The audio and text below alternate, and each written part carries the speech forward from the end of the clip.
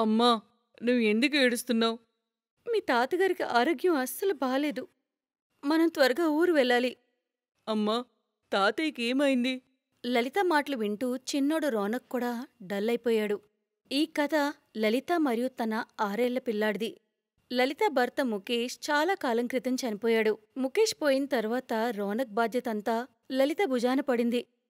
ఆమె రోజు కూలీ చేసి రోనక్ కడుపు నింపేది. ఆ రోజు తన తండ్రి ఆరోగ్యం బాలేదని లలితకు తెలిసింది.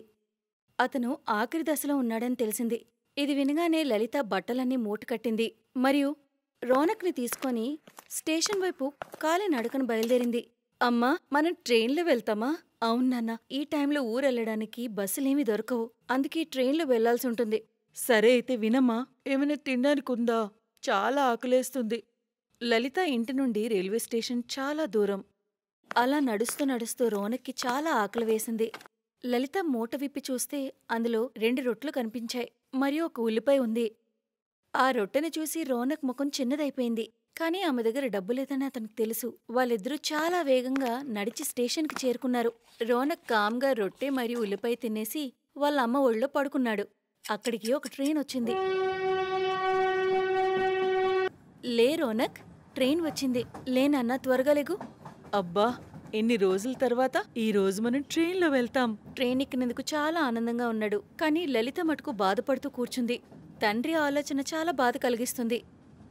ప్రయాణమంతా రోనక్ కిటికీ వైపు కూర్చొని బయటవన్నీ చూస్తూ ఉన్నాడు. కానీ లలిత మాత్రం ఆమె సీటుకు ఆనుకొని కూర్చుంది మరియు తండ్రి ఆరోగ్యం కోసం దేవుణ్ణి మొక్కుతూ కూర్చుంది. కానీ పైవాడు వేరే ఏదో రాశాడు. లలిత తండ్రి ఇక లేరు. ఆ రోజు లలిత చాలా ఏడ్చింది. తండ్రి అంత్యక్రియలు అయిన తర్వాత ఆమె అక్కడి నుండి బయలుదేరింది. ఆమె అలా ఏడుస్తూ బాధపడుతూ కూర్చుంది. ఆ బాధలో తనకొక చిన్న పిల్లవాడు ఉన్నాడని కూడా మర్చిపోయింది. అమ్మా, ఆకలేస్తుంది. రోనక్ మాటలు విని ఆమె స్పృహలోకి వచ్చింది. ఆమె దగ్గర రోనక్ ఇవ్వడానికి ఏమీ లేదు. అప్పుడే ఒక అతను అక్కడి నుంచి వెళ్ళాడు. అతని దగ్గర కేక్ ఉంది. అన్నా, నీ దగ్గర చిప్స్ ఉన్నాయా? చిప్స్ అయితే లేవు గాని కేక్ అయితే ఉంది. అవునా? ఎంతన్నా? చిన్నవన్నీ అయిపోయాయి. 60 రూపాయలది ఉంది. ఇవ్వమంటారా? లలిత కొంగుముడి విప్పితే అందులో అంతా కలిపి 40 రూపాయలే ఉన్నాయి. అది చూసిన అతను అక్కడి నుంచి తనే వెళ్ళిపోయాడు. రోనక్ కూడా అర్థమైంది తన అమ్మ దగ్గర కేక్ కొనడానికి డబ్బులు లేవని. అతను కిటికీ వైపు చూడడం మొదలుపెట్టాడు. రోనక్ చాలా తెలివైన పిల్లాడు. తను వాళ్ళమ్మని మళ్లీ విసిగించలేదు. చాలా గంటల ప్రయాణం తర్వాత లలిత మరియు రోనక్ వాళ్ళ స్టేషన్కి చేరుకున్నారు. అక్కడ చేరుకున్న వెంటనే రోనక్ ఏడవడం మొదలుపెట్టాడు. రోనక్ ఆకలినిక తట్టుకోలేడని లలితకు అర్థమైంది. అప్పుడే ఆమెకేదో సౌండ్ వినిపించింది. పూరి కూర తినండి, 20 రూపాయలకే. ఆ గొంతు వినగానే లలితకి దేవుడు తన మొర విన్నట్లు అనిపించింది. లలిత 2 ఆలూపూరి కొందామనుకుంది. ఒకటి తనకి, మరొకటి రోనక్కి. ఆమె కూడా 2 రోజులనుంచి ఏం తినలేదు. లలిత 40 రూపాయలిచ్చి ఆలూపూరి కొన్నది. అందులో చాలా కొద్దిగా బంగాళదుంప మరియు 2 పూరీలే ఉన్నాయి. అది చూసి లలిత తన ప్లేట్ కూడా రోనక్ ఇచ్చేసింది.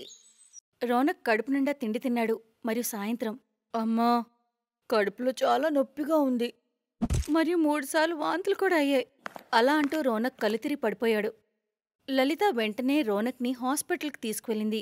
అక్కడ ఫుడ్ పాయిజన్ అయిందని డాక్టర్ చెప్పారు. డాక్టర్ మాటలు వినగానే లలితకు అర్థమైంది. ఆ రైల్వే స్టేషన్ గుర్తొచ్చింది. అక్కడ తిన్న ఆలూపూరియే దీనికి కారణమని అనుకుంది. పూర్తిగా ఒక వారం తర్వాత రోనక్ ఆరోగ్యం కుదిటిపడింది. అప్పుడు రోనక్ ఆమెతో ఇలా అన్నాడు. అమ్మా, ఆ ఆలూపూరి అస్సలు బాలేదు.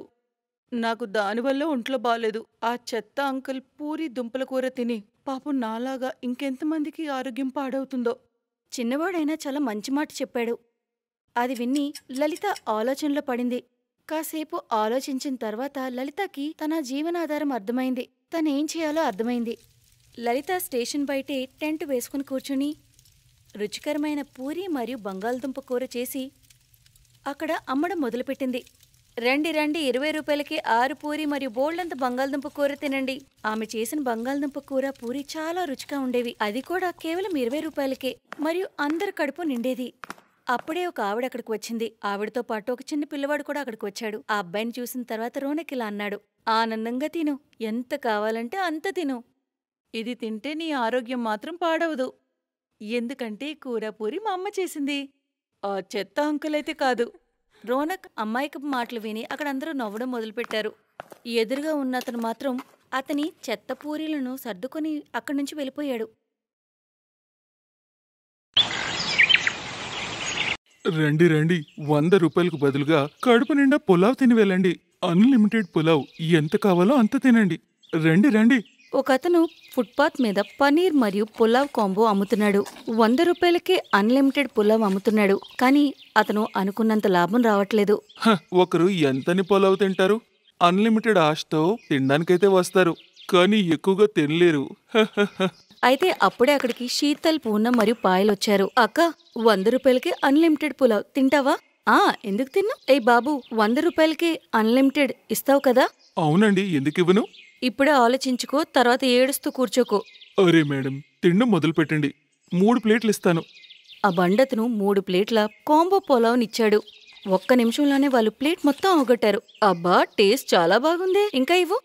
తీసుకోండి. బండివాడు పులావ్ పనీర్ ఇచ్చాడు. ముగ్గురు మళ్ళీ అంతా తినేశారు. ఇంకా ఇవ్వు.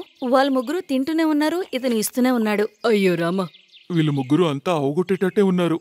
ఎంత తిండి పోతులో వీళ్ళు ముగ్గురు. అయితే నిజంగానే ముగ్గురు పులావ్ మరియు పనీర్ అంతా అవగొట్టేశారు. ఆఫర్ అయిపోయింది. ఈ రోజు నుంచి అన్లిమిటెడ్ బంద్ చేశాను. ఆఫర్ అయిపోయింది. అయ్యో దేవుడా, నాకెంత నష్టం కలిగింది. శీతల్, పూనం మరియు పాయల్ అక్కడి నుంచి వెళ్ళిపోయారు. మరియు ఇంటికి వెళ్లి అరుస్తూ ఇలా అన్నారు. అత్తయ్య, అన్నం వడ్డించండి, మాకు చాలా ఆకలేస్తుంది. శీతల్, పూనం మరియు పాయల్ తిండిపోతులని అక్కడున్న వాళ్ళందరికీ తెలుసు. ఆ ఏరియాలో వాళ్ళు చాలా ఫేమస్. ఇది కడుపా లేక నుయ్యా? అలా వెళ్తూనే ఉంది.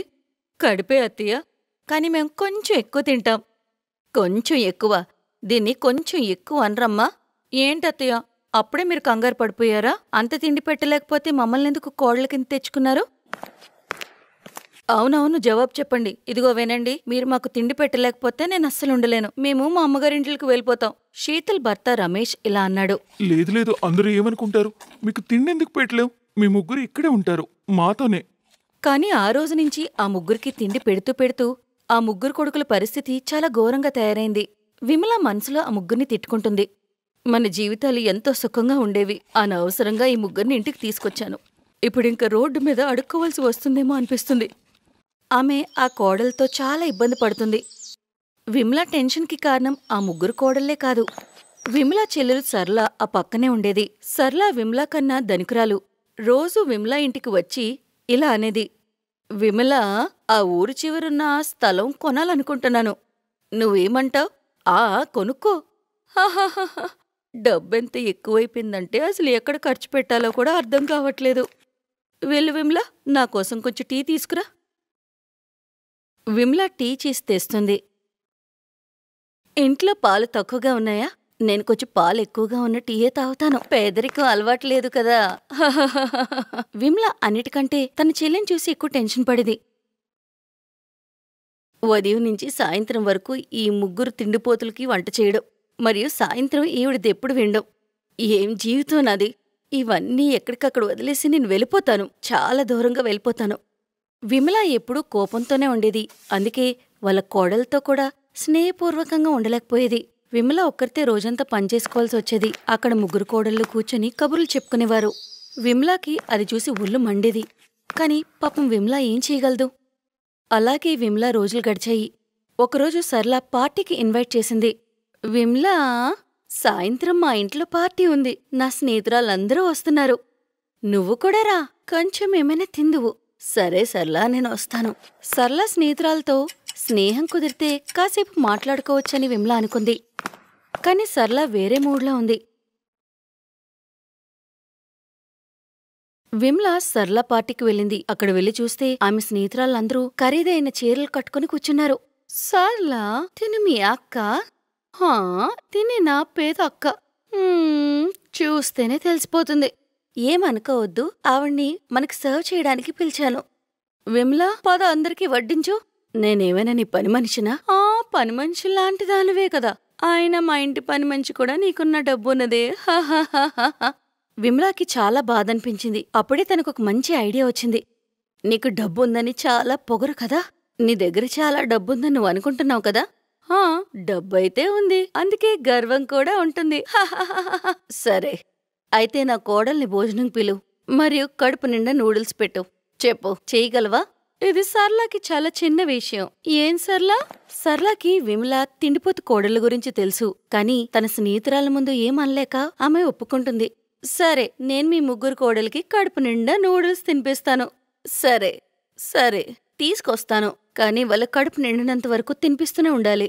హాహా, కడుపు నిండా తినిపిస్తాను, తీసుకురా. విమల ఇంటికి వెళ్లి ముగ్గురు కోడళ్ళకి నూడిల్స్ కోసం చెప్తుంది. ఇది వినగానే ఆ ముగ్గురు కోడళ్ళు చాలా సంతోషించారు. పదండి అత్తయ్య, పదండి, నాకు చాలా ఆకలేస్తుంది. ఎన్ని రోజుల తర్వాత నూడిల్స్ తినడానికి దొరికింది. సరే వినండి, ఈ రోజు వరకు మీకెప్పుడూ కూడా తక్కువ తినమనే చెప్పేదాన్ని, కానీ ఈ రోజు చెప్తున్నాను, మీకెంత కావాలంటే అంత తినండి. కడుపు నిండినంత వరకు తినండి. ఆ సర్లా పొగర్ను అణచండి. అరే అత్తయ్య, మీరేం టెన్షన్ పడకండి. మీ అవమానానికి మేం ప్రతీకారం తీసుకుంటాం.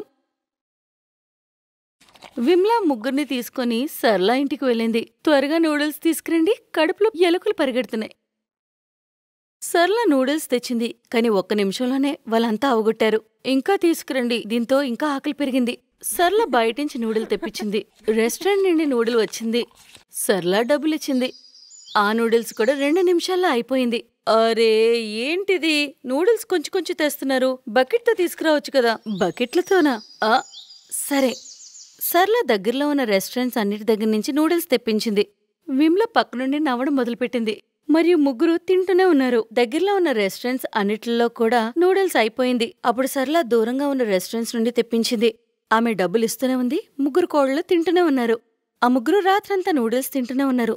మరి ఉదయం, ఇప్పుడు కొంచెం మంచూరియా దొరికితే భలే ఉంటుంది.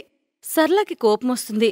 లేవు నా దగ్గర డబ్బులన్నీ అయిపోయాయి, వెళ్ళండి మీరిక్కడి నుంచి.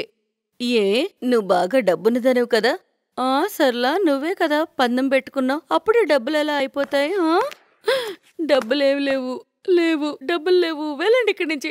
లేవు నా దగ్గర డబ్బులు.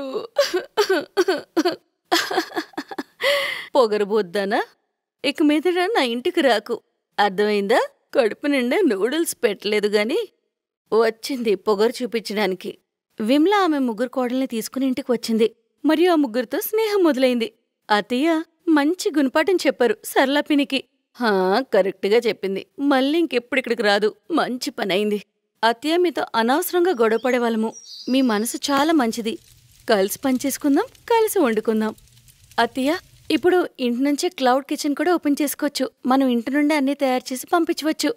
మనం డబ్బులు కూడా సేవ్ చేసుకోవచ్చు. మాకు తెలుసు మేము ఎక్కువ తింటామని. ఇకపై మనం అందరం కలిసే వంట చేసుకోవచ్చు. డబ్బులు సంపాదించుకుందాం, అప్పుడు టెన్షన్ కూడా ఉండదు. ఆ తర్వాత రోజు తన తిండిపోతు కోడలతో కలిసి వంట చేసుకునేది. ఇంటి నుండే అమ్మేవారు మరియు డబ్బులు సంపాదించుకునేవారు. విమ్ల ఇల్లు కూడా సుఖశాంతులతో నిండిపోయింది మరియు అందరూ అలాగే సంతోషంగా ఉండసాగారు. Thanks for watching.